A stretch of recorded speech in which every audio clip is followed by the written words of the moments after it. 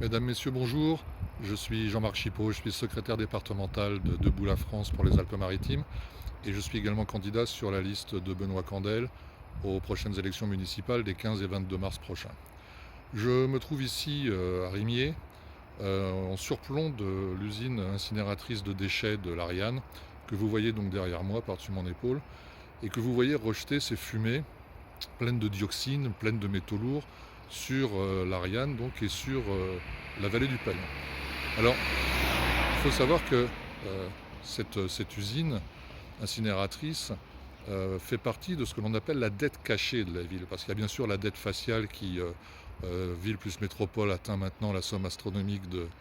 2 milliards d'euros. Mais vous avez aussi la dette cachée, c'est-à-dire tous les investissements indispensables qui n'ont pas été réalisés par l'équipe municipale actuelle, sortante. Et cette usine incinératrice en fait partie. Il faut savoir qu'il y a à peu près pour 250 millions d'euros de travaux à réaliser pour la mettre à niveau et pour éviter justement que, pour réduire du moins autant que faire se peut, la pollution qui est rejetée dans cette vallée. Parce que c'est bien beau de faire des tunnels pour les vélos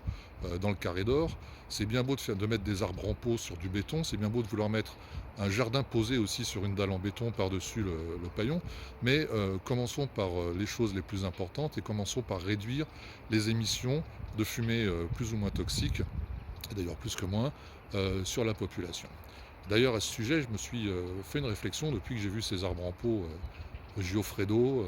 rue de l'Hôtel des Postes. C'est que si vraiment c'est bon pour l'écologie, si vraiment c'est bon pour le milieu urbain, ces arbres, ces plantes qui absorbent du CO2 et qui rejettent de l'oxygène, eh bien pardon, mais c'est pas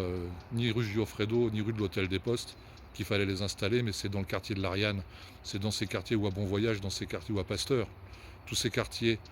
abandonnés par la mairie et qui eux peuvent continuer à contempler les fumées toxiques et la dioxine leur retomber sur le haut du crâne et rentrer dans leurs poumons. Voilà, je ne serai pas plus long aujourd'hui et je vous dis à très bientôt pour une prochaine vidéo. Au revoir.